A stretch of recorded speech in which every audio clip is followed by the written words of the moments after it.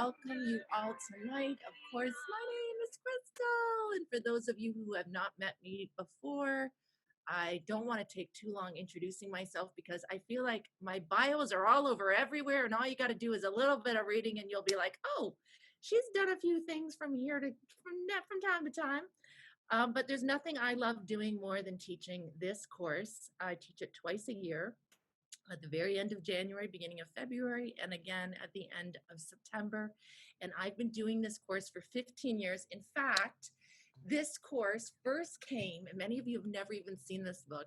This was me 20 years ago. I know, kind of the same hair, a little different, a little bit chubbier cheeks. But you know, this was the very first book I did. Crazy Crystal did a full color book. She self-published it. Full color. I know, crazy things I did. But I sent that book off to Hay House Publishing. And Miss Louise Hay saw it. And at the time, I'd actually gotten myself on the shopping channel as well. And Miss Louise, I know, one day I'll tell you all the stories of the crazy things I've done that you'll be like, how did you get yourself on the shopping channel? I just decided I am Canada's top fitness professional. You know, when you have the internet, you can actually say whatever the hell you want to say. That's what a lot of people do these days. And so at the time I said, well, I'm Canada's top fitness professional. And I got myself on Canada AM, the morning show, Canada AM. And I got myself my first book deal that was called Simply Woman. And this was a 12-week that some of you are doing with me now 20 years later at no charge. So if you haven't gotten your copy of this book for free yet, make sure that you go on to the S.W.A.T Institute website, go under book-workout, and you can actually download that book. Now Hay House has given me permission to let you get that book for free because where this journey has gone has been incredible. I have to tell you that, you know, pretty crazy. Then I did my next book with Hay House, Transcendent Beauty. I love this book. I know a lot of people didn't like the cover. They were like, you really should have stuck with your face on the cover because this one is just an incredible book, but didn't sell as much. I think it was the cover. Then Crystal did her third book, Simply Empowered, and she did that one with Hay House too. And I have to tell you, there I was, a single mom, for those of you that are thinking, is this for real? Is woman energy for real? Can I really do this?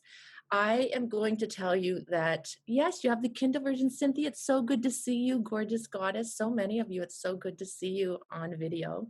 And so I want to tell you that, yes, what we're about to do together is so exciting. And it's not just exciting for you.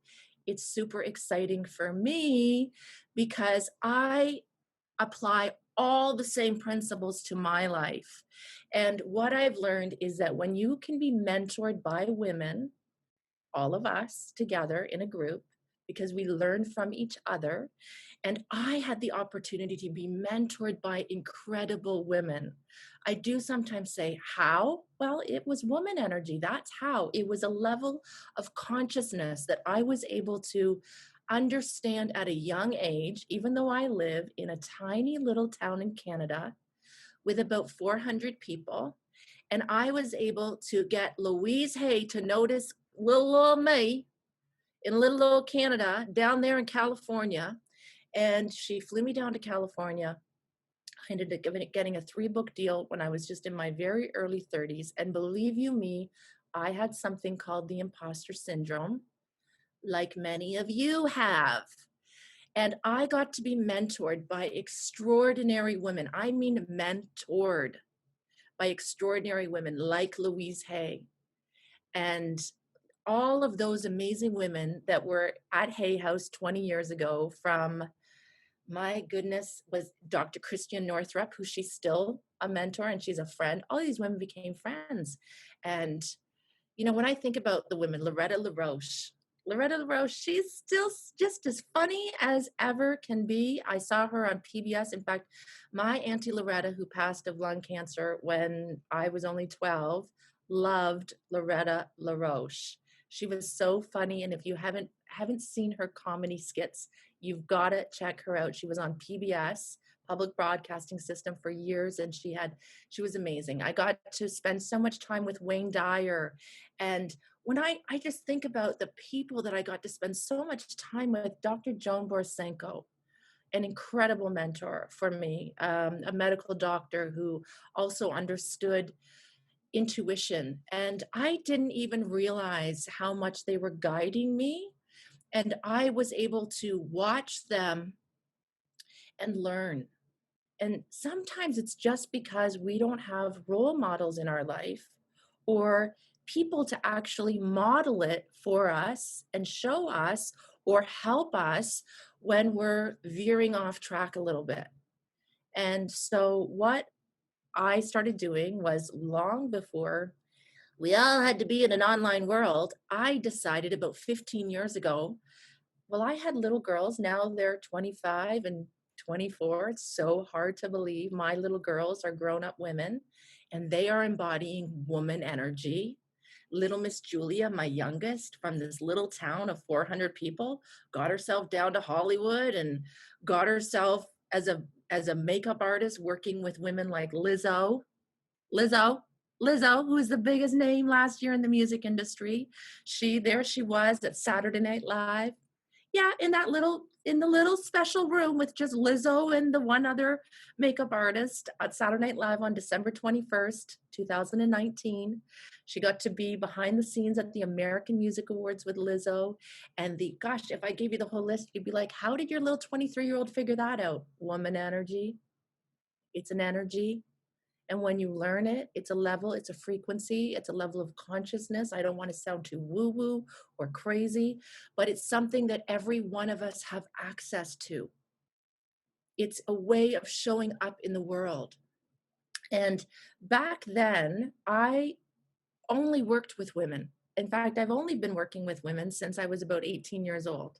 Funny enough, I opened my very first health club at 21, and it was women's only, Crystal's Health and Fitness Spa.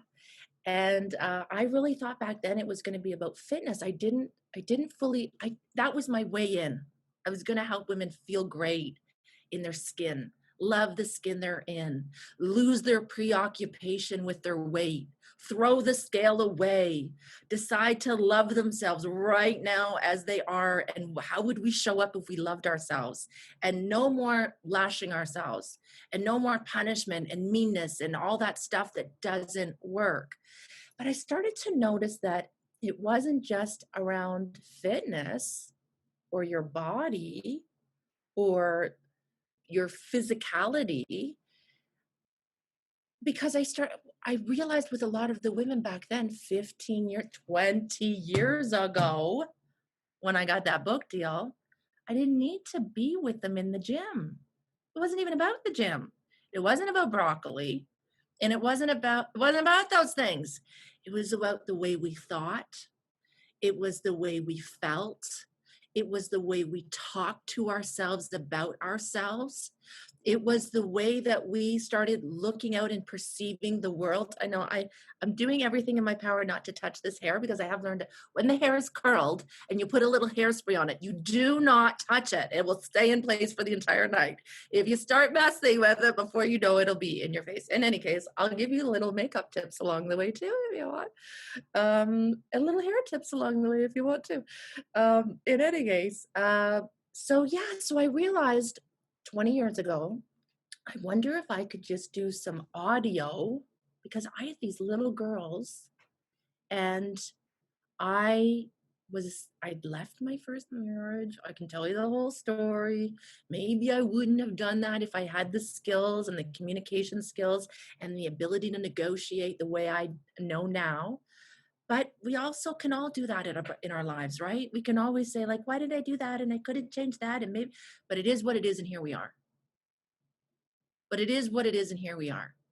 So how do we move forward from this point on without doing this for every decision we ever made, living in guilt and shame and blaming ourselves and being mean to ourselves? How do we change the narrative right now? How do we start changing the narrative right now so that we start to decide, well, how do I show up? And have a really honest look at ourselves, not with meanness, not with any of that, but with just like a level of kind of kindness and honesty, and almost recognizing and realizing, oh, each one of us formed these protective ways of showing up in the world until we felt safe enough to be our most magnificent self. And if you're not your most magnificent self yet, hey, who is all the time? Especially if you don't really know how to be your most magnificent self, or nobody ever said, well, this is how you do it. And I'll also tell you this, you better hang around some other women who are magnificent, so you feel liberated and free to be able to be magnificent too. Because if you're the only eagle and everybody around you is turkeys, and they go, why do you always got to soar up there? What's your problem? Like, why do you gotta go up there, and why can't you gobble down here on the ground with us? Like, what's the deal here? Like, you're gonna have to be around a few other eagles that they say, hey, let's birds of a feather flock together. Why don't we go and have some fun? Why don't we try new ways of showing up where we empower each other and we actually help each other? Like, if we have like a really challenging situation, like, we actually say, write that letter to me first. And I'm also going to tell you, if you see me wiping my nose from time to time, when I get too excited and talking, I did have a head injury, and it wasn't something I was going to share right away, but I did have a really bad head injury, and I broke my fractured my skull and my ocular and my cheekbone and lost all the nerves on the right side of my face. And I didn't even have plastic surgery. And look at it, healed. But now I also do know how to do a little makeup and contouring. I can teach you that stuff too. In any case, sometimes the nose runs when I get excited and I start talking fast. And if I'm talking too fast, I promise you I'm stone cold sober. And this is just me. So this has got a lot of energy. This is what this is. Anyways, teaching gives me a lot of joy. And when you're in joy, you know yourself. When you are in joy, you're your real self. When you're enjoying yourself, that's who you really are. When you're having a good old time, then you start to go, oh, so this is who I would be. Imagine if I could be this person all the time, everywhere I went, with everyone I was with all the time. Imagine how my life would be if I could actually really enjoy myself. And I didn't have to feel like I was always trying to fit in someone's box. In fact, I just decided there ain't no box. Who knew? There's no box. You don't even have to fit it. You have to get out of the box because there's no box. You don't even have to be like, you know what, I'm like a round hole in a square peg. There's no peg. There's no hole. There's no box. There's you deciding how you're going to be and how you want to show up. And we as women need to give each other permission to be fabulous. We need to give each other permission to shine bright. And we have to be wave showers for each other. And we have to be friends. And we have to be kind. And we have to be supportive. And when we have like really sticky conversations, we have to say, like, how many times have I done it over the years, ladies? Some of Sandika Joy, I see her right there in her 400 square foot cabin. Did you all see her do her? Have you haven't seen her yet? I interviewed Sandika last week on my fan page, and Sandika, if I have a chance, I'm going to introduce her. She is now our mentorship coaching coordinator at the S.W.A.T Institute. This is a little love muffin who, you know, about a year and a half ago was a little in daughter energy. She was crying a lot. She wanted to leave her boyfriend every other week. And then she figured this shit out. She healed the split. She stepped into her greatness. She's opened her own spa, her own studio, Sandika's studio, on a waterfront property that she's got on an off-the-grid island. She does adventure retreats and an amazing adventure. She does empowerment coaching. She's certified now through the S.W.A.T Institute. She works for me now. She just made the decision, I'm stepping into my woman energy. And God bless my mom and my older sisters, but none of them knew what that was. So they didn't know how to teach it to me. And then when I got to be around enough women who knew what it was, I got to be it. And I got to have this really safe place, in this really safe private forum to practice. And there would even be times she'd say, I'm going to write my boyfriend a letter and I'm going to tell him how I feel. And I would say, why don't you write in the forum first? And I'm going to help you with it. And we're all going to learn. So she had the courage. That's why she's turned into a superstar. You know why? Because it takes a lot of courage to be vulnerable. It takes a lot of courage to put your video camera on. So thank you. How many of you? It takes a lot of courage to let yourself be seen. Hey, not just to let your face be seen, smiling or, drinking your coffee or your glass of wine. If you're having a glass of wine, you're not being tested on this. You're allowed. I'm not. I'm actually going to tell y'all. I started on September 1st. And for those of you that do not enjoy wine, you just be like, well, that would be easy.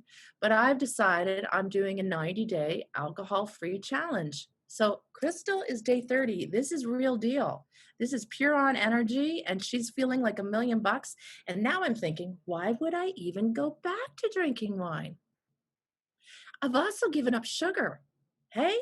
And are the teeth looking whiter? I know, right? She got the teeth whitener. She actually put that in this book. If you're in too much woman energy, go get your hair done. I know, the most ridiculous things like whiten your teeth. You'll feel younger. Anyways, that book came along. And then Crystal decided we're going to start doing stories of all my amazing women. So this was my latest book, 30 women from around the world who I selected. And I see some of you here tonight. I see Anto, my superstar Anto. Anto, we have a coaching call next week. It's been a while. I love you. Miss ya. Man, if you could see this journey, so many of you amazing goddesses, and some of you, excuse me, I do eat now. That's another thing. When you cut sugar out of your life and you cut wine out of your life, food is so good. I mean, food tastes like it's never tasted before in your life. And I'm talking the real stuff, the good stuff, like salad, apples. Anyways, really, I'm just filled with joy. Do you feel the energy? Do you feel the excitement? Do you know what's coming for you for the next 12 weeks? So what we're going to do is we're going to have a real honest look at your life without being mean. Mean never works. Doing the whole, let's do a personal inventory and write down every bad thing you've ever done. Well, there's a little bit of truth to having personal inventory, but rather than doing like, let's do a personal inventory of every bad thing you've ever done, why don't we start thinking about a personal inventory of like, how do I feel? Like, how do I feel? If it didn't make you a bad woman, it didn't make you a bad wife, bad daughter, bad mother, bad sister, bad anything, bad employee, bad COVID patient, bad anything.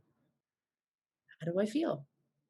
Not how do I feel about the course, not how do I feel about Crystal right now, not how do I feel about COVID, not how do I feel about what's going on in the world, not how do I feel about my career, not how do I feel about my relationship or my lack of relationship. How do I feel? How do you feel? How do you feel? How do you feel in your life? If you didn't have to justify it, cover it, be embarrassed of anything, be proud of anything, show off, how do you feel in your life? And one of the things we're going to start to do together is we're going to have a really honest look at how am I really showing up in the world? And am I showing up like everyone's mother and caretaker and protector and fixer and rescuer? And am I exhausted? Do I feel maybe a little bit frustrated? Do I feel a little bit like, when is someone going to notice that I've been doing all these great things? Do you get that feeling at all? I almost know, like I always know when somebody starts putting their head down, like, anyways, I don't even know what she's talking about right now. Like, I've got to go I need a glass of water. She's not talking about me, is she? No, she's talking about all of us because we all have mother energy in us. Every one of us. We have something that I call the parent archetype. Every one of us have this part of us that we were taught from the time we were little. Maybe you were taught in your family, in your growing up, that if you could be the responsible one, if you could be the caretaker, if you could get the A's on your report card, or keep the house clean, or make sure mom wasn't going off the deep end, or helping with all the siblings, or if you learned that, on some level, you learned a form of protection. Good on you. That's how you survived in your family. That's how you survived. Good on you that you figured it out. And that's what I always say, like, never be mean to that mother energy. I learned mother, I know you wouldn't know it. I know this ain't looking like a lot of mother energy. And if you saw how low cut this was, my husband was like, "You're not wearing that on your first call." I was like, "Oh yeah, I am. I'm bringing it on the first call. I'm going to show them a little bit of everything." And I learned at about 7 years old. And I always, by the way, we're all going to end up talking about, and you never have to talk about anything you don't want to talk about. You never have to post anything you don't want to post. You never have to share anything you don't want to share. But if you want to, holy jumping Jehoshaphat. You can't even imagine the healing that happens when you let yourself be heard and be seen and be witnessed. There's just something incredible. Brené Brown talks about being vulnerable. That's what we're talking about. And we all have share's remorse. You have to realize, I've been doing this so long now that you wonder, like, how does she show up so fantastic? You know why? Because I've shared every shitty thing I've ever done, and you still love me. And you still come back. And I'm always just like, wow, they love me anyways. And what you're going to realize is there's going to be people in the world who love you. And there's going to be people in the world, no matter how much you do, fix, rescue, take care of, show up early, stay late, overwork, give it all, they're still not going to give you what you deserve. That's just part of life. So I started thinking, why don't I focus on the people who love me? And there were times in my life that I didn't have a lot of those people. I found strangers. I know that might sound crazy, but in this online world now, we're starting to realize we're building tribes from around the world. My sisters, mothers, daughters, aunties, they're from 45 different countries. And we just keep building, and it just keeps getting a little bigger and a little larger. And we're like, wow, this is a really safe place. No, do you see me posting all these personal things out on my personal fan page? No. I often think nobody out there in the world actually knows what I do. And then they get in these groups and they're like, oh my God, she's really funny and she's really crazy. And who knew? Well, I know, because I'm not fully comfortable showing everyone everything. I don't think you should either. I think you have to be selective who you decide to show your wounds to, because not everybody is going to want to love you through the healing. And not everybody is going to support you the way you need to be supported. So no, you don't need to go on your main. And listen, the odd time I've accidentally posted the most crazy stuff on my main page, and then I go like, shares remorse, like I actually go like, and then I hit delete, and then I'm just like, oh my God, and who saw it? And I thought, oh, and then I realized, like, oh, the world just keeps on turning. Nothing really that bad happened. And the people who would be furious with me, they're not my friends anymore anyways. And the odd time I do put something on my main page, I'll get 700 messages that are like, I love you so much and I hope you're doing okay. And I just really wanted to send you a private message. And you're just always like, really, I'm an author and I do share shit just because I like to poke the bear and get people a little. So what we're going to be doing together over these 12 weeks is we're going to have these opportunities to have these really honest looks, this really honest look at ourselves in a really safe place, to be able to start to see, wow, did I form? Because one of the things, and if you can't get a copy of this book, by the way, you can contact us. We can always mail one to you, and I'll autograph it myself for you. So if you can't get it, some people have said in different countries, I can't get a copy of that book. So I'm always like, well, we can send it to you, because we live in a world now where we can all connect, no matter where you live, if you have internet. That's what's so incredible. So I learned at around 7 years old, when, God bless my crazy old mom, who was just raging in and out of daughter energy and woman energy and daughter energy and woman energy and a lot of daughter energy and a lot of daughter energy. And then she'd occasionally have this woman energy, and I'd be like, you're the most beautiful woman I've ever seen. And when I grow up, I want to have your clothes. Did any of you do that? When you grow up, I want your shoes. My kids still do that, except I'm size 9 and they're size 7. But when I was little, I would just think my mom was the most beautiful woman on the face of the earth. Once I hit a certain age, I started to realize, but she's so wounded and she doesn't have the skills to know how to raise children. And she really messes up her relationships. And I really became a mom really young. So when my sister came along when I was 7, and my mother was like, I can't have another kid. I won't have a life. I learned at about 7, I need to be a mom so that my mom can have a life. By the time I was 15, I moved out. By the time I was 18, I took my sister with me, and she was 12 and she moved in with me. And I became a mom really young. I've been a mom my whole life. In fact, many of you feel like I'm your mom. Some of you are 70 and you're like, I feel like you're my mom. And I'm like, that's fine. I can be your mom. I'm perfectly happy to be anybody's mother. I'll be anybody's sister. And sometimes I feel like some of you are my mom. In any case, of course, I opened a gym at 21. I was a mother energy, and I was going to open a gym for women, and I was going to create a safe place for women. And I did. And then when I got pregnant, I got married at 21 too, because of course I would get married at 21, because someone helped me pay the rent.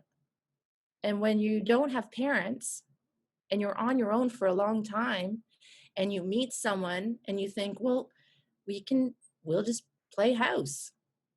And you don't even know to think about things like our future. Are we on the same vibe? Are we resonating at the same frequency? Are you as smart as me? Do you mentally stimulate me? Do we have incredible conversation? No, it was kind of like, well, you're really cute. You got a good body. And I'm 20 and you're 20. Well, actually, we moved in when we were 18. 18, we might as well get married. But how long are we going to live together? Because I was taught that you go to hell if you live with someone. So you got to get married. So I got married, and then at 24, I got pregnant, and I gained about 100 pounds. And all the women in the gym that would always say to me, you wait till you have kids. And I used, like in my early 20s, I would be like, and all you need to do is eat egg whites and have tuna in water. And what do you mean menopause? That's not true. It's not even, I don't even know what you're talking about. You just need to drink more water. And then I got pregnant, and I don't know why, but McDonald's was my new best friend. And I convinced myself it was for the hamburgers, the iron that probably doesn't even have any iron. But let me tell you, I ate like I'd never eaten before. And I think at about 220 pounds, when I would go into the doctor's office and she would say, step on the scale, I'd be like, I don't want to see. I don't even want to look anymore. Anyways, my precious little baby came out. I had her naturally, because I was also raised in a family where you didn't go to the doctors. The dentist? Anto, have I not healed my cavity this year? Right? We were not raised on medicine. You don't take medicine. You don't even go to the doctor. You don't go to the dentist. You don't need any of that stuff. You just heal everything in your family, and you certainly don't need a therapist. You talk about your problems. You don't talk about your problems. You don't talk about anything. Secrets are secrets, and what goes on in this house stays in this house. Even when you've moved out, you don't even tell your grandma that your sister lives with you and you live on your own, because you still have to protect your mother to make sure her mother doesn't know she's a bad girl. So when I got pregnant, I was going to be the mother of all mothers. And something in my unconscious, because this is where it comes from until we do the work, somewhere in my unconscious said, sexy, thin, blonde women like my mother aren't good mothers. You should probably cut your hair off. I know, ladies, anyone that's got short, dark hair, believe me, I've had that too. And people with blonde hair, I've had that too. I've had red hair, I've had long hair, I've had short hair, I've had every hair. I've been fat, I've been thin, I've been a bodybuilder, I've been it all. I'm simply woman. I know what it feels like. Anyway, so I decided, you know what, I really should cut my hair off and I'm going to be a mother now. And for a couple of years, I was a little chubby bubby. I talk about my dear chubby bubby in my book, The Emotional Edge, because that's what she was. My best friend. She became my best friend. She became my protection. How brilliant of me that I figured out how to stay safe. Chubby Bubby became my new best friend, and she formed an archetype. So when we talk about archetypes through the next 12 weeks, what is an archetype? Well, some of you love Colette Baron-Reid. Now, this was Doreen Virtue's. God, why did she have to denounce these cards? Because I damn well, she was one of the mentors too over at Hay House. But you know what? I still love her goddess cards. Anyways, what's an archetype? An archetype is Athena. An archetype is let's find another one. Mother Mary. That's an archetype. I know you might go, no, that's Mother Mary. No, but Mother Mary, don't we all just say Mother Mary and everyone knows who we're talking about? Everybody knows what we're talking about. So when I say mother energy, do you kind of already know what I'm talking about? Don't you all kind of, it doesn't mean my mother. It doesn't mean what your mother was. It means the idea of what a really good mother is. What is the idea of a really good mother? Isn't she selfless? Doesn't she put the needs of everybody else above hers? Doesn't she care more about the greater good than her good? Isn't she, she might not be that fun, but boy, she gets the job done. You know, she might not be that sexy, but what the hell is all this sex talk anyways? Who needs to have sex? Mother Mary didn't. Just saying. I just came out. I know, just popped out of my mouth. And that's what mother energy is all about. Mother energy is about being selfless and putting the needs of others first. And that's how I almost in my mind, when I started forming archetypes are such a great way to teach people. The reason is it's a quick call to mind for all of us in 45 countries, in every different language. It doesn't matter. If we all say the idea of what a mother is, well, even in what Carl Jung, he has the dangerous old woman, the crone. Those are literally, we don't have a lot of archetypes for women. You know, the hero's journey, all men. All those archetypes back before the last 10, 20 years were men. They were all male archetypes. Now all of a sudden the goddess is emerging. Women are emerging. How did I know 20 years ago this was going to happen? And it's happening. It's really happening, ladies. Like I remember like 10 years ago when I would be like, the Dalai Lama came to Canada and he said the Western woman was going to heal the world. But like, look what's happened in the last 10 years. Honest to goodness. Some of you have heard me, and I know I have a lot of notes, but they all come from the book. And the truth is I've taught this for so long. I'm just speaking off the cuff, looking at all your faces. I have you on gallery view. That's all I do as I look at everybody. And I know what I'm teaching. I know this, like it's so ingrained in me that I know it. At some point I will look at my notes, so just to make sure there's nothing really important that I haven't forgotten to tell you. So So archetypes are this really amazing way of teaching and really in healing. Even Carl Jung, he would have said, well, we all have an ego, right? We all have an ego. That's what Carl Jung said. Now in yoga, they'd be like, get rid of the ego. Good, that big. But the ego could be Mother Mary, your Mother Mary archetype. Your ego is the part of you that you've chosen consciously or unconsciously to be your form of protection, the way you're going to show up in the world. I say your ego might be woman energy if you've done the work. Your ego might be mother energy. Your ego might be daughter energy. Carl Jung also said we all have a shadow. Well, we all think of the shadow as this really bad, dark, evil place, don't we?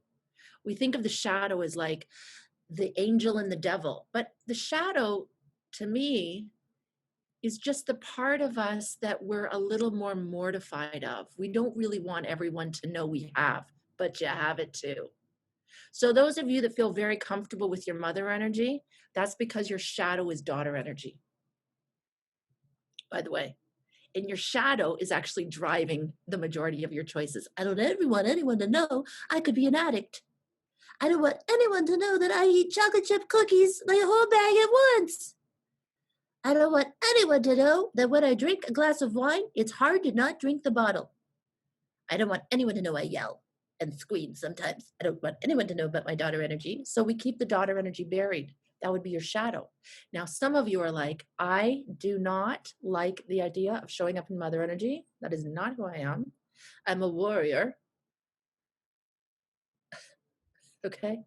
I'm a warrior. I like my lipstick. That would be daughter energy. And that would be maybe your ego. And maybe you've buried your mother energy and you really are like, I don't want anyone to ever think I could be fat. I don't want anyone to ever think I could be a perfectionist. Oh, perfection. That's embarrassing. I don't want anyone to actually know I'm a Puritan. And I am working my way into heaven all the time, volunteering my way into heaven. I don't even want to take money. I don't mind. I'll coach you for free. I'll do it for free. I don't mind. I don't mind. And some of you are getting it because here's the thing that's funny about this work.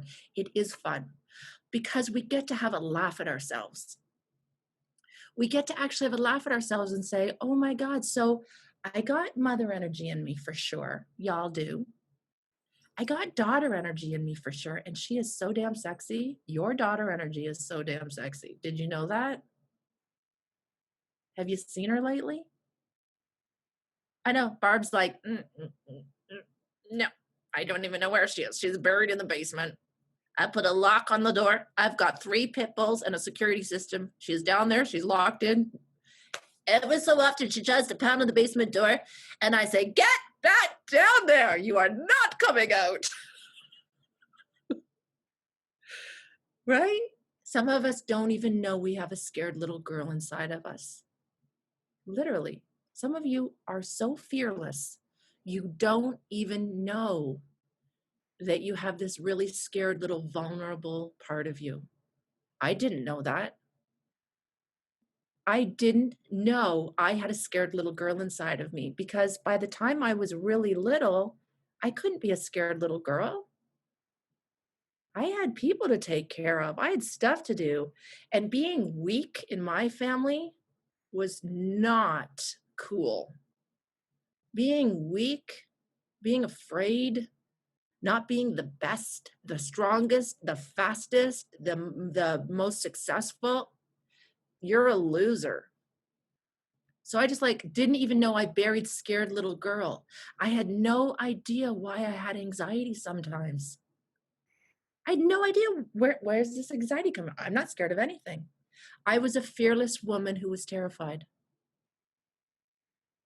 But I didn't know it because I'd taken this part of me and buried her somewhere. That part of me is not acceptable.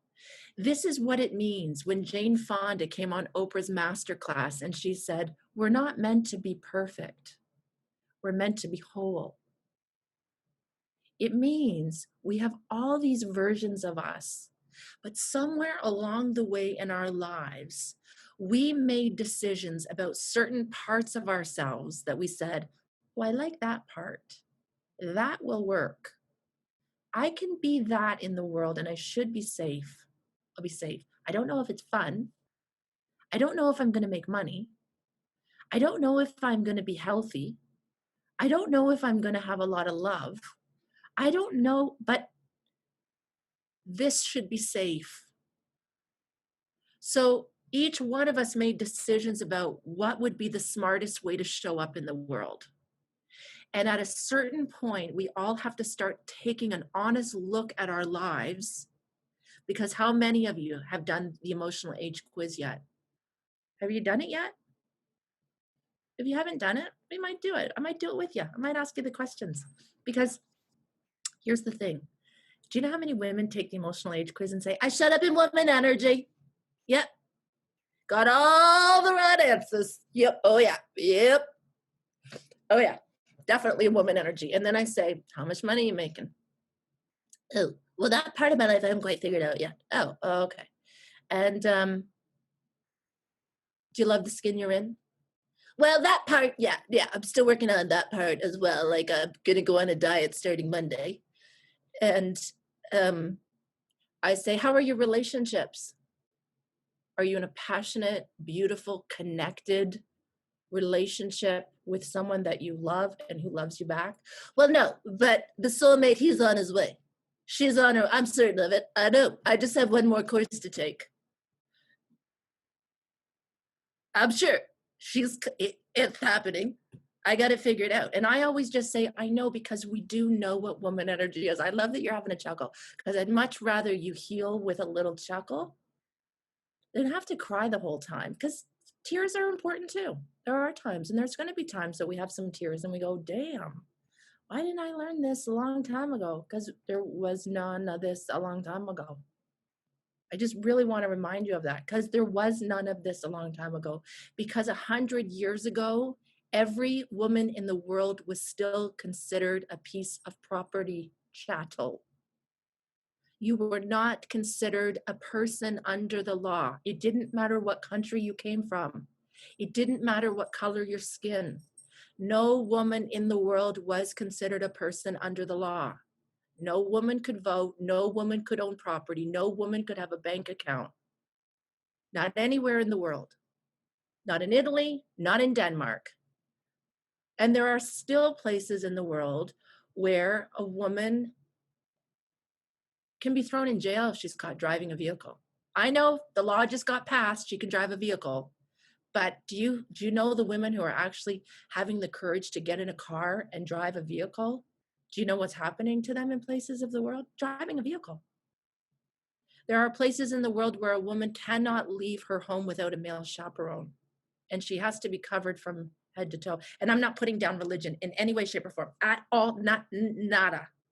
I'm not talking about that. I'm talking about the way it is still in the world. So why is the Western woman going to heal the world? Because I can go on a call with red lipstick and blonde hair and a low-cut dress and talk about spirituality and talk about divine consciousness and talk about a sisterhood, and I can get to be smart, and I get to be intelligent, and I get to be funny, and I get to be all things. And I own my own house, and I own my own business, and I own my own car, and I'm completely and utterly independent, and I can pay my way, and I have lots of employees I pay. And my daughter is my executive assistant, and she makes a nice living. And my husband is the CFO, and he makes a nice living. And I make it all go round. And men in patriarchal countries are watching us women in the Western world to say, I wonder how good it's going to work by giving women some rights. And I want to say it's going to be the best thing that you could ever imagine.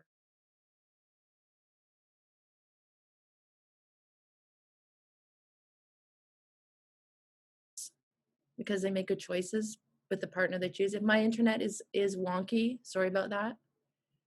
Oh yeah, my internet is wonky. That happens from time to time because Because when you are in your woman energy, that's how you know. You start to look at your life and you say, how am I doing in all these aspects of my life? And when you start to say, wow, I actually, and I don't mean for those of you that might be a stay-at-home mom, oh my God, I don't have my own money. Well, I hope that you still have full and utter equality in your relationship financially. I hope that you don't have to ask for, and I don't mean that we don't, if we're in a marriage or in a relationship, that we don't ask our partner if we're going to make a big purchase. Hey, how are, I'm not talking about that, but I love the fact that I can take care of myself, but yet I also want to be in a loving relationship, and I want to be respectful and respected, and I want to be loved and to love. And I have two daughters who are young women, and they respect me so deeply, and I respect them. And we treat each other with such love and kindness and compassion. And we want to see, we all want each other to be our best selves.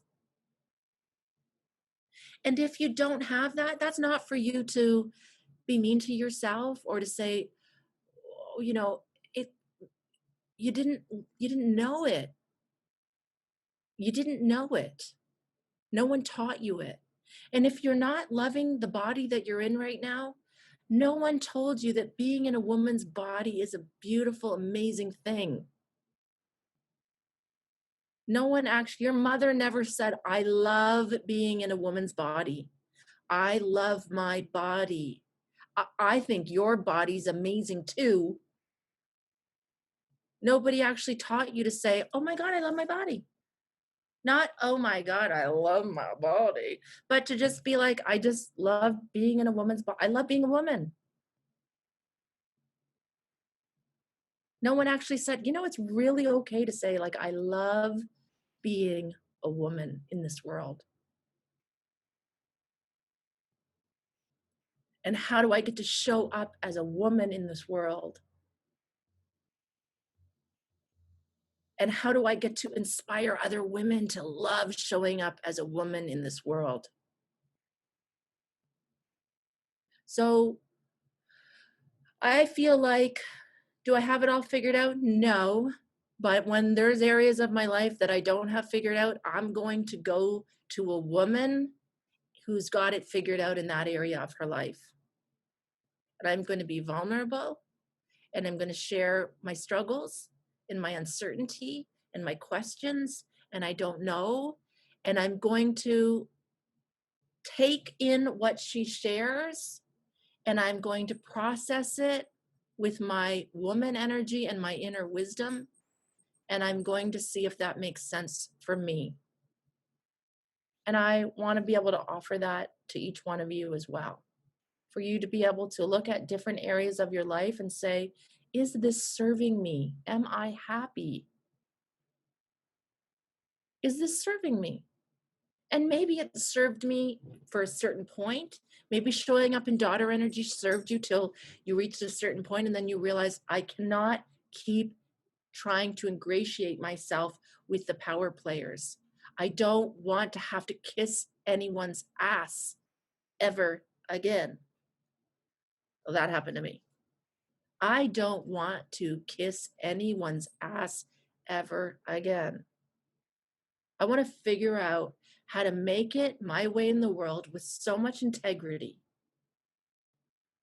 and doing what I love and loving what I do and surrounding myself with people who I love and who respect me, and how to nurture those relationships. And when I fall off track, to know how to apologize or to know how to forgive or to know how to set a boundary and say, I do forgive you, but I will never be opening that front door to you again.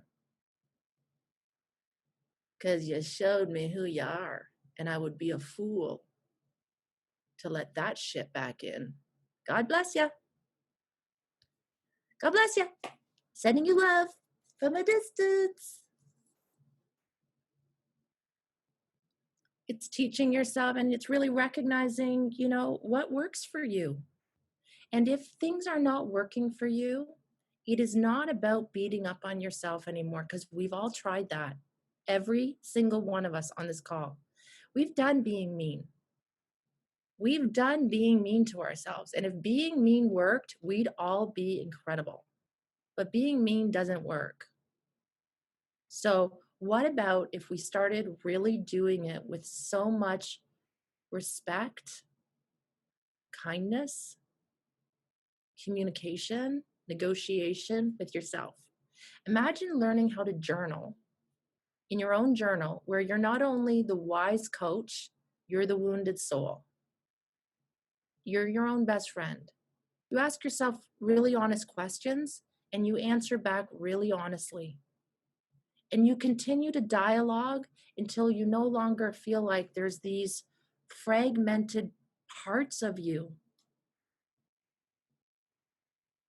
where you start to feel like, wow, I'm not at odds with myself anymore.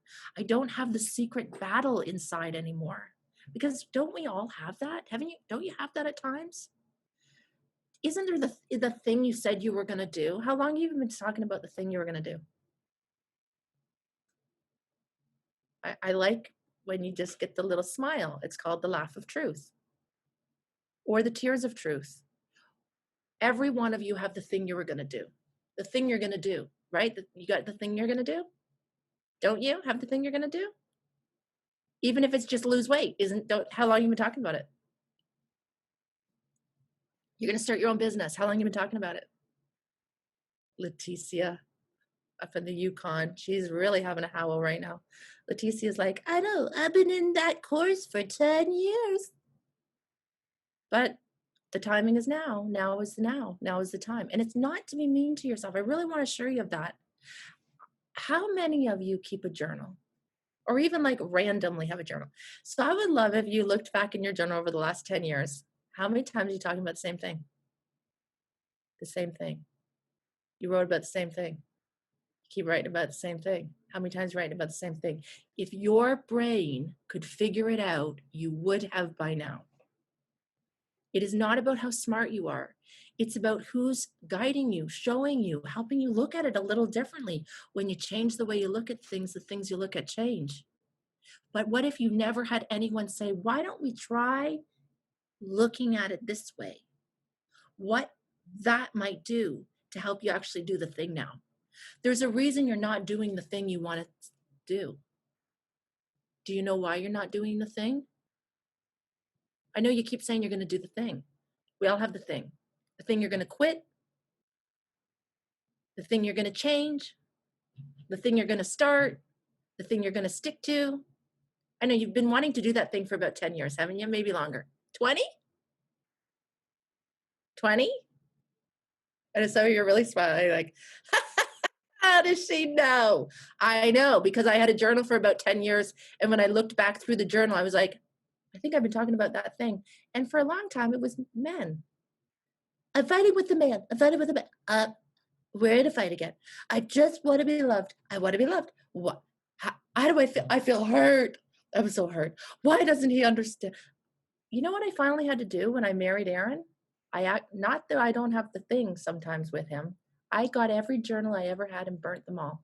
I had a big bonfire outside. I burnt every single journal because I was like, when I die, I will be mortified if my daughters find my journals and say, she never talked about me.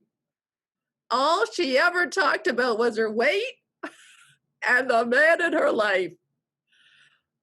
I thought my mother was an empowered woman. You mean she was that worried about her weight all this time? I will never let them read those words. No, going in a fire. And I will never talk like that again. If we keep doing what we've been doing, we're going to keep getting what we've been getting. So all that I'm asking really in week 1 is for you to be willing, to be open to trying it a different way. Cheryl Richardson, she was another one of my friends from Hay House. Somebody just wrote about. Would you be willing to be open to considering you might not have it all figured out? Just be open to considering the possibility there might be a different way that could help you with the thing, that it's never a thing again. Wouldn't that be freedom? Wouldn't freedom be like, I can't dance with a devil on my back. What's the devil on your back? You got a thing. And some of us have a lot of things. A lot of things we want to do that we've been talking about. So when are you going to do it? I know that would be awesome, Gina. We're going to do it together. And that's the great thing about this is it's so much more fun to do it together. So much more fun and so much more freeing. And that's why Dr. Christiane Northrup used to say 20 years ago, community builds immunity. Who knew 15 years ago when I went through my divorce, my kids were 4 and 5 years old. That wasn't 10 years ago. So that would have been 20 years ago. 20 years ago. 20 years ago. And I thought to myself, I don't want, and I'm not saying to any mother that has had to work and not be at home, but I remember thinking, what am I going to do? I always thought I was going to be a stay-at-home mom, because, right, that's what a good mother energy does. How do I get to stay at home with my kids, but I got to make money? I figured this thing out. I made a joke the other day that I'm like, I think it wasn't until my kids were about 17 or 18 that they finally said, like, what do you do for a living? Like, do you have a job? Yeah, actually, I've written 5 books and I built an international coaching school. I did it all from home. And you really didn't have a clue what your mother was doing half the time because you just thought I was a mom. And I was a mom.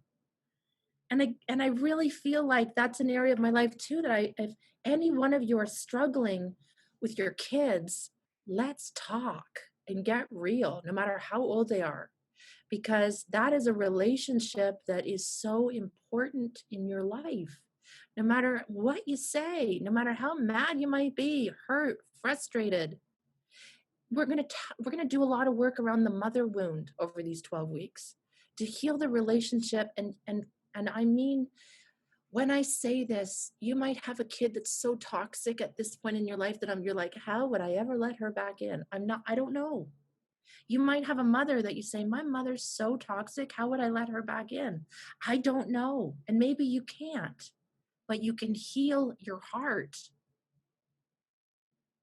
and you can see them through different lenses and you can see yourself through different lenses and you start to realize you're this extraordinary woman that is capable of anything and everything.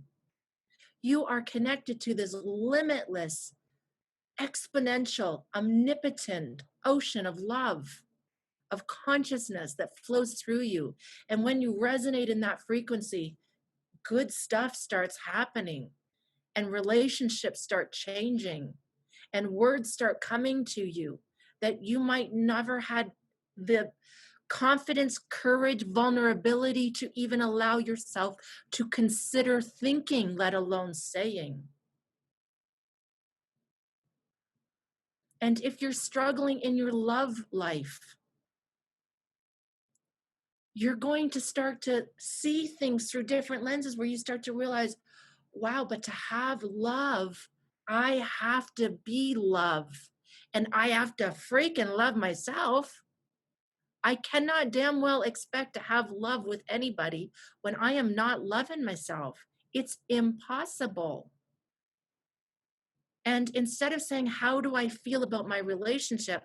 What if for even the next week you just started saying, what do I feel? Forget about anybody else. Not how do I feel about my kid? Not how do I feel about my husband? Not how do I feel about my lover? Not how do I feel about my partner? Not how do I feel about my job? Just how do I feel? Like if I'm not feeling good, nothing else can be working very good. How could it? How could it? I don't like myself, but I'm really hoping that I'm going to create something fabulous out there in the world. It's pretty hard. So, what if we just start off by helping you recognize I formed these different versions of myself along the way to make my life easier at different times. Looking back, maybe some of the ways that I formed myself, the versions of myself, looking back, maybe they didn't all serve me so well. But at the time, it's what I knew to do. So maybe I was a warrior in my relationship. Maybe I thought I needed to be a warrior when it came to love. And you did it to protect yourself. But now you can start saying, I wonder if there's a different way. And instead of being mad at my warrior, I could thank her. Thank you so much for protecting me when I didn't know how to. Thank you, alcoholic. Thank you so much for keeping me numb through all those years to help me survive that abuse and not kill myself. Instead, I numbed myself. Thank you so freaking much for at least barely keeping me alive until I'm finally ready now to realize I don't think you should run the show anymore. Thank you so much. It's okay. Thank you, Chubby Bubby. You kept me so safe from being raped, sexually abused. I didn't even have to think about sex. Thank you so much for just allowing me to feel safe in my body for a while. That it became my protective barrier. And I felt bigger and stronger, and I didn't feel like I was going to get pushed over, pushed down, beaten up, hurt. Thank you so very much for being there for me. Thank you, perfectionist. My God, you made sure things were perfect, didn't you? Good God. That house was so clean. You kept me busy because had I not been cleaning all the time, I might have been drinking or having an affair or leaving everyone. But you were so perfect. And I'm so grateful that when I was going through that time in my life that I didn't know how to show up in my magnificence, you saved the day. Kinda, until I burnt out. But thank you. You know what I'm talking? Thank you, broken little victim who was sick all the time. I know you never got attention, ever. And I know that on some level, you didn't want to be sick. You hated being sick. We both hated that you were sick all the time. But thank you so much because on some level, you were what I knew to get through. I didn't know how to be a magnificent, gorgeous, healthy, strong, dynamic, magnificent woman. I didn't feel safe to be that. In my family, I couldn't be the big, bright, shining light. In fact, my mother loved me more when I was sick. So thank you so much. You got me through. I'm not mad at you anymore. I don't need to be mad at you for being sick. Thank you. Do you get what I'm saying, ladies? To get that we all formed these versions of ourselves along the way. Thank you, seductress. Thank you, charmer. Thank you that you decided that you were going to be so powerful sexually that you decided who you were going to have sex with, when you were going to have sex, whatever the hell you wanted to do. And you decided that you were the woman and you were in control and you were the boss. And I know we slept with 700 men, but thank you. We had a good old time. And you ain't working for me anymore. I know, I really haven't slept with 700 men. Thought I'd throw that out there. Thank you, warrior. Thank you for beating people up, screaming at people, using your words to annihilate people that tried to hurt you. Thank you for being so fierce, because you protected that wounded little girl inside of me that didn't ever have protection. Thank you. Thank you, workaholic. Good God, we've made a lot of money. I am so grateful that you work all the time. Thank you so much for working. Because, dealing with all those relationships, harder work than working. Thank you so much for getting me through raising children, because when they were screaming teenagers, I just worked. And we made a lot of money. But it's not fun anymore to work all the time. So I just want to thank you so much for having such good work ethic. But now I'd like to have a break, and I would like to run the show. See, there's a lot of versions of us along the way that we form. Thank you, Puritan. Thank you for going to church 5 nights a week. Thank you, thank you, thank you. Thank you for loving God so much. I definitely know we're getting into heaven. I'm so grateful. And now, instead of going to church every night, I think I'm going to have a couple of nights for me. I still love you, God.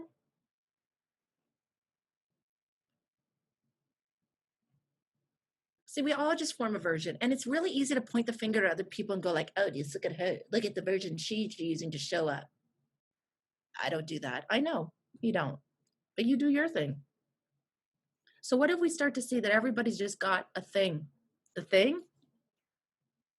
The thing? Thank you, Chubby Bubby. Thank you, alcoholic. Thank you, workaholic. Thank you, perfectionist. You know your thing? Ha ha, there it is. Thank you, Busy Bee. You're so busy. You don't even know how to sit down and have a cup of tea because you're so busy being busy. You're the best person ever to be friends with. All you have to call you up and say, hey, you want to go do this? Sure. I'm so busy being busy because it's my form of protection, because I really don't want to have serious long talks with anyone. Oh my God, it's much better to be busy being busy and really, really busy. And I never have to do deep, heavy, personal, emotional work. Thank you for saving me from all that deep work. Joanna, loving you. Where are you? Where are you? Joanna from New Zealand. Right? Like we all, and that's the whole thing. The emotional edge is recognizing and realizing the truth is we all have all these versions of us, but we each have certain archetypes that when we start to read the sub-archetypes of mother energy and daughter energy, we start to go, oh, that one I'm okay with. Like that one's not so bad. It's okay if you gotta go, gotta run. It's okay, Johanna. Johanna's in New Zealand. I know it's probably morning or something there. I don't know, or nighttime, or gotta go to the park, or that's what's so neat. We're in all these different time zones. So when you get to chapter 3, I know I'm already way ahead, and you start to have fun, a little tongue-in-cheek, reading the different archetypes. The wallflower. Some of you are like, I'm always the person taking the picture. I'm never in the picture. I know, you're so good. You're always behind the scenes, volunteering. You make everything so lovely for everybody. I know. I can see some of you right now going, I know that wallflower. Isn't she lovely? She is lovely. She's so lovely. She's there for everyone. But you might be a showstopper, you know. I know you might be always there for everyone behind the scenes, working on the sidelines, but it might be your time to shine. So you can actually thank your wallflower and say, thank you, man, you really learned how to do everything behind the scenes for everybody else. Because I thought I was shy. No, you aren't. That was your form of protection. You're not that shy. Your woman energy isn't that shy. I guarantee she's not that shy. You might be a little bit of an introvert. Most wallflowers feel more comfortable. Like, highly stressful turning your video camera on. Like, just that alone, the wallflower would be like,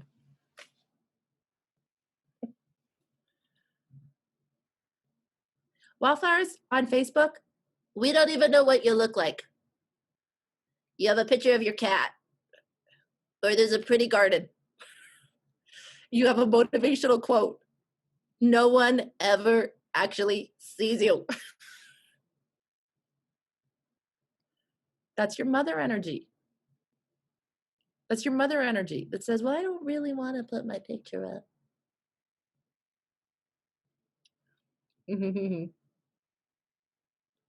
So if you haven't taken the quiz yet, you can go to Oprah.com. How cool is that? Let me tell you something. Do you want to know how cool it was when the kids were, it was 2006. So Madeline was born in 95. Julie was born in 96. So the kids are 10 and 11. I'm a single mom. They still don't really know what I do because, you know, I'm at home doing this back when everyone would go like, when are you going to get a real job? This website doesn't work in the UK. Okay, well, you know, I'm going to post the questions in our forum. Okay, I'm going to post the questions in our private forum, and you got to answer the questions A, B, or C. I think there's 15 or 20 questions. And when you go through and you answer those questions, you really have to ask yourself not what you know is the right answer, because most of us know what woman energy does. The question is, if you were in that situation, like, let me just grab just a couple quick little questions, like one or two, and you might say, no, I know what I would do. I know, but like, really, you have a job. You're the executive assistant. Okay, I just thought of one. I'm just going to say, you're an executive assistant. You get paid very well. You've been working for this lawyer for a long time, and but lately, he's been asking you to putting more pressure on you. You've been there a long time, but lately he's just been asking you to stay a little longer at the office, work a little bit harder. You're starting to have to cater a little bit more to his personal needs. Like, can you grab my wife a gift for her birthday next week? And you think, he even gives you his personal credit card. Like, he trusts you. He gives you his credit card. He trusts you. But you're starting to feel needed but exhausted. Here's just an example. I'm needed, but I am feeling exhausted. I appreciate his trust in me. I'm feeling a little overwhelmed and sometimes a little underpaid. I'm doing more and more and more, but I have not gotten a raise. I don't want to rock the boat though. I'm so lucky to have this job. I'm blessed to have this job. And I know that down the road, he's going to support me. He'll take care of me. That's A. B is fed up. I am debating taking his damn credit card and buying myself a little something extra for all the things I do without pay. And if he doesn't start paying me more, I'm going to tell him to stick his job up because I'm worth more than this. Or C, it's time to arrange a meeting with my boss to professionally explain my perspective and to renegotiate either my remuneration or my job responsibilities. I'm going to do this within the next week. I'm not going to let it drag on. Okay, so I know you're all like, I would be C. I would definitely renegotiate and I would definitely have that conversation in the next week. Except all you mother energies are A. You'd all be like, I know, but I know he'll take care of me. And he gave me his credit card. He really trusts me. Daughter energy is like, and we all know someone in daughter energy that goes like, I'm quitting. They might not actually go stick it up his ass, but they might just go like, I'm quitting. I'm not doing this job. And that's why they have a new job every 6 months. Mother energy is really good. She stays in her job for 27 years. And she never really asks for much. I know Gina's like A and C, of course, because you're woman energy and your mother energy. Of course you are. I actually can see, I can look at you and see how you're like, not, yeah, I know, I really would. And some of you are like, no, I would never do. Cynthia's in the army I was used to be an A, but now I'm a C. Okay, so that's one. My 15-year-old daughter comes home pregnant. Okay, you all with me? 15-year-old daughter comes home pregnant. Like really, I want you to really, really think about how you feel. Hold on, let me just find, I don't know. I just thought of this one. My 15-year-old daughter comes home pregnant. I'm sad. I'm afraid. I'm a little mortified.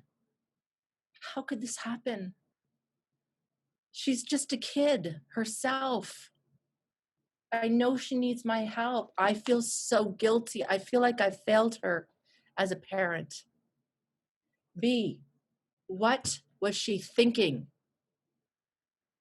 I certainly hope she doesn't expect me to take care of this baby. I have enough problems of my own right now.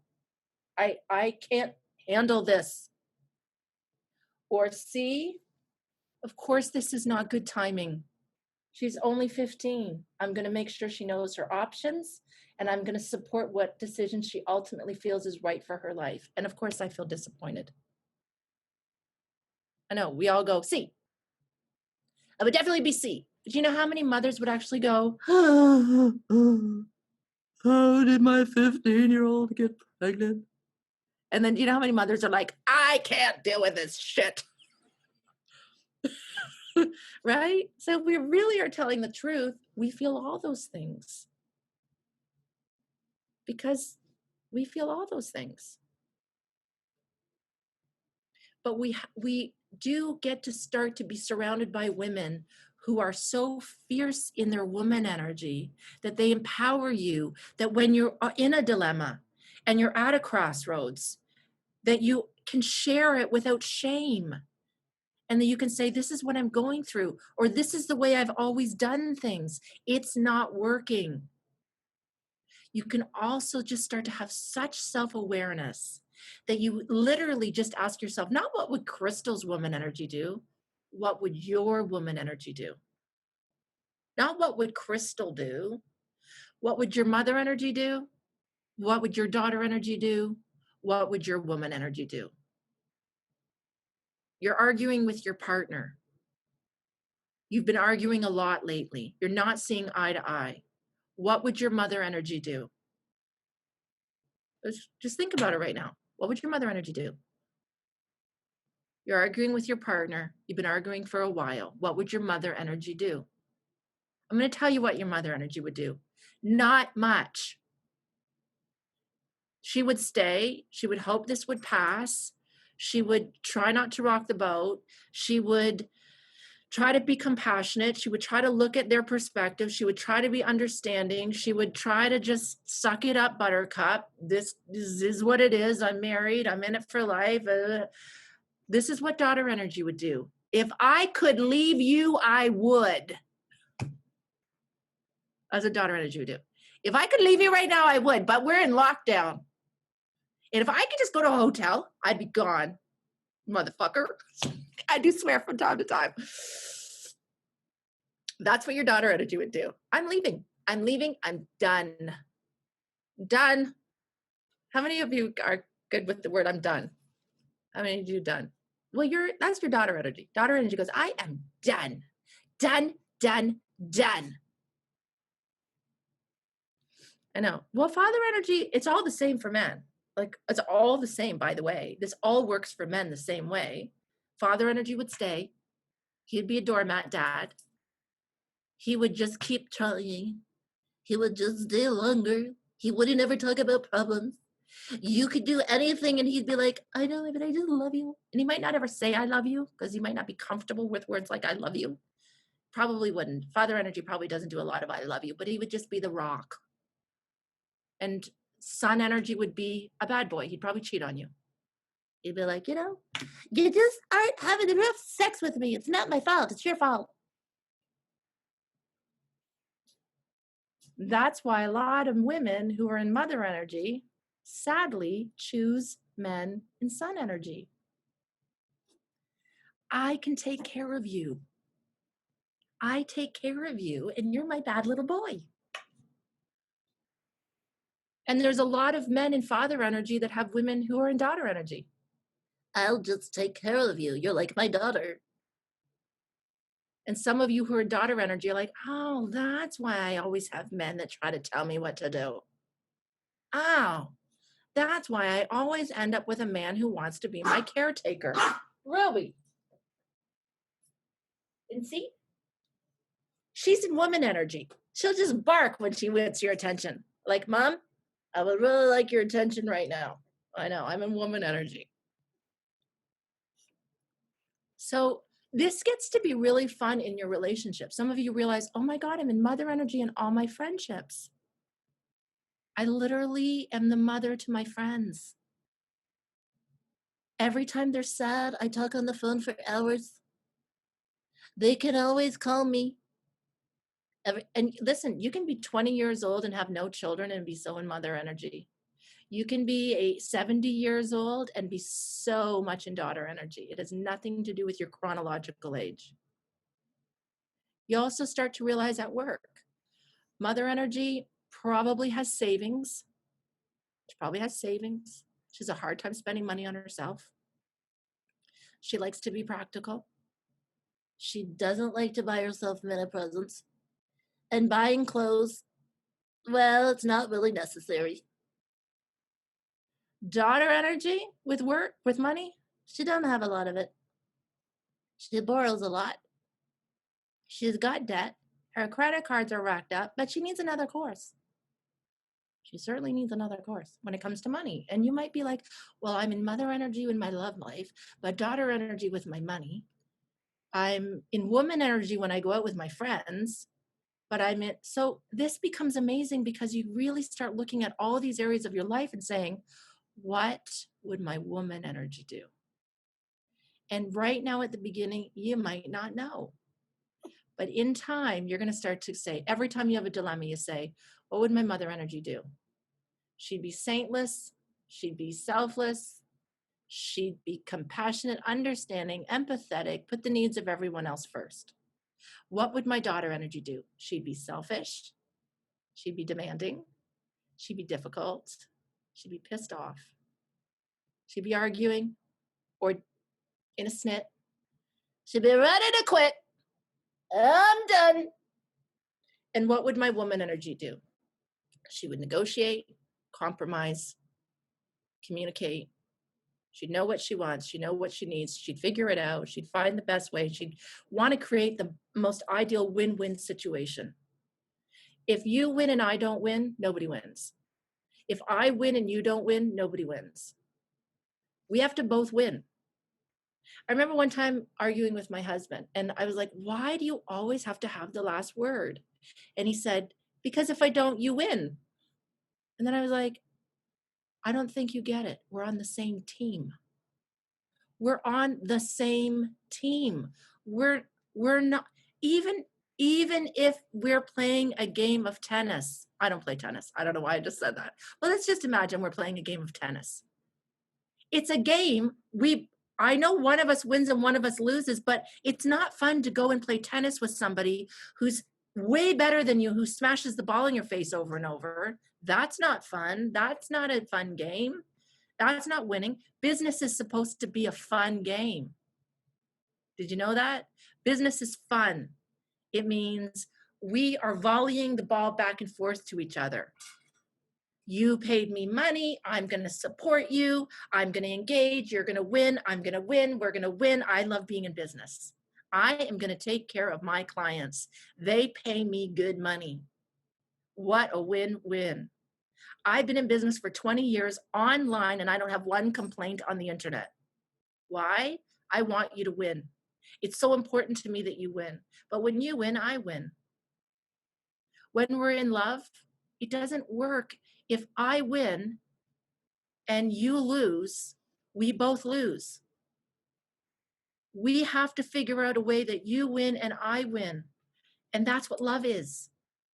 There's no point in having children if you're the boss and they're your servants or they're a submissive little subservient little. We have to win. When you win and I win, we win. What an extraordinary relationship. Unconditional love for others and unconditional love for yourself.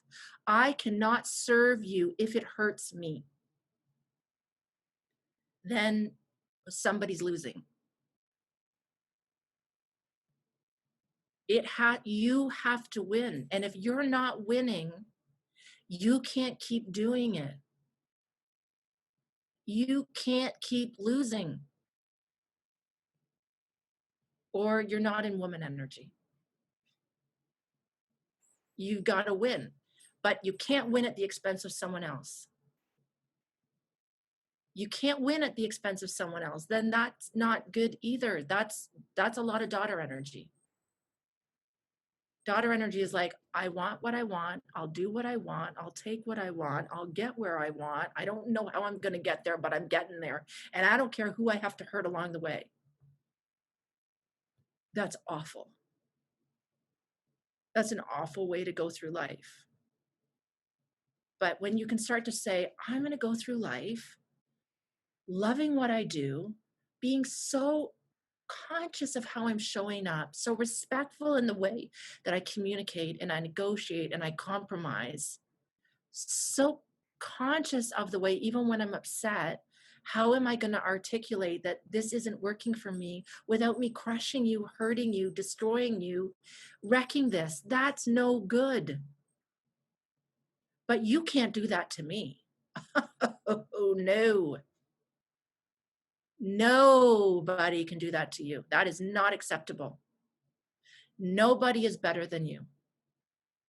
And you're not better than anybody. I always want to say that, even sometimes to my clients, I say, like, we're equals. Like, you really do need to know, like, we are 100% equal. I'm not better than you. You're not better than me. I'm not under you. You're not under me. We are equals. In every relationship, in your love life, in your work.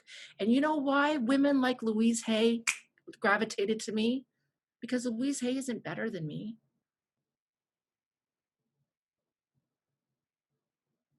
No one. There's the Dalai Lama isn't better than me. He's not better than you. Nobody's better than you. Nope. You really have to know that. And if you don't know that yet, nobody taught it to you. How much you matter. Your life matters. You matter. Your life matters. Your needs matter, your dreams matter, your wishes matter, your wants matter, your body matters, your health matters, your money matters, your emotions matter, your heart matters, your mind matters, your mental health matters, how you live matters. You matter so much. And when you finally know how much you matter, your life is really, it's going to start to like open up for you in ways that you're like, wow, I never knew it. No one really ever drilled that into me. You don't have to prove yourself. You don't have to outdo yourself. You don't have to uh, be approved of. You don't have to have people. You don't have to please people. You don't have to have sex with somebody. You don't have to overwork. You don't have to overgive. You don't have to overdo. You alone are enough. Not what you do, not what you buy. I used to think part of my value came from my body, my looks, my money. So even when I got into a new relationship, I always made sure I looked really good. I always made sure that my house was beautiful. I always made sure I cooked a really good meal. I always made sure if we went out for dinner, like, I'm not saying in a relationship with a man, but with friends, I always picked up the tab. I always paid for things. I always bought people things. I didn't know that I alone was the prize. My money didn't make me more valuable. Having sex with someone, not necessary. If you don't want to hang out with me, if that isn't enough fun, if I have to have sex with you for you to want to continue dating me or hanging out with me, we shouldn't be together. Like, going to the movie is the prize. not me paying for you to go to the movie. Goodness gracious, week 1 is done. Oh, my sister, it is time. Are you ready to stand up? Are you ready to have 12 weeks of getting your groove on? Yeah, it's time. And remember, there is no right path, but there's the path that's right for you. So nobody needs to tell you, oh, well, I wouldn't do that. Well, then don't. People would say, like, I never want to stand on a stage and talk to thousands of people. Then you shouldn't. I don't understand why you want to be on the stage talking to people. I wouldn't want to do that. Then you shouldn't. I don't want to go to the North Pole and study polar bears, but someone does. They should. I shouldn't. I used to watch the Academy Awards, like I'm talking 25 years ago, and I'd see like the beautiful ladies walking down the red carpet, and they'd win the award, Best Actress of the Year, and I would cry. And I wasn't crying with sadness for me. I was crying with such joy for them. Like, oh my God, but the summer inside, like everything about that was just, and if I were to said that to people, they'd be like, what, do you think you should be famous? Who do you think you are? Like, what do you think you should be? I remember when I said I was going to write my first book, and people in my family all said, who's going to buy your book? Who's going to buy anybody's book? Can you imagine in 2006, Hay House doesn't even call me and tell me? I have my little girls who are now, I know we're going to finish off, 10 and 11 years old. I go walking into the Eaton Center, downtown Toronto, the Eaton Center, the biggest mall in Canada. And the big, huge chapters right on the corner of Yonge and Bloor. And I see my blown up face, this book, blown up, poster size. I walk into the store, and there's this Chapters, Indigo, and Coles across Canada has polled 40,000 readers to see which book has most changed their life. What? I came in at number 13 out of millions and millions of books, and I happen to be one of the only Canadian authors. I was ahead of Dr. Phil. I was even ahead of Louise Hay. I was ahead of the Dalai Lama. What? That showed me that there's an equal playing field. Can you imagine 10 years later, little Crystal, who self-published her first book, who lives in Canada, who knows nobody famous, gets an email that Oprah is going to feature her emotional age quiz on her website. That is the proof that when you step into your power, there is a power in the universe that gets in behind you and says, oh, sister, I've just been waiting for you to stand up. I couldn't do it for you. But now that you're in the game, I'm going to join you. I've been here the whole time. Been waiting for you to step into it. Okay, goddesses, oh, my sister, in time, you're going to know this, like, you're going to know this song. Oh, my sister, it is time. Stand up. Have a great week. Get on the message forum. Take the quiz. Read the first chapter. If you don't have the book, give me an email. I'll help you. You ready? Sister, it is time. Stand up. Go anytime you need to. Oh, my sister, it is time. Stand up. Anto taught me this. Anto. I don't even know how to do the damn part. We are grace. We are gentle. We are strength. Woo! We are grounded. We are free. We are fearless. By the way, that's Natalie Hughes, my best friend since grade 6. Singing. Oh, my sister, it is time. Stand up. I gotta do stand up. Oh, my sister, I'm in the game. It is time. You in the game? You ready to play the game? Life? Stand You ready to up. win? Have some fun? We are wonder.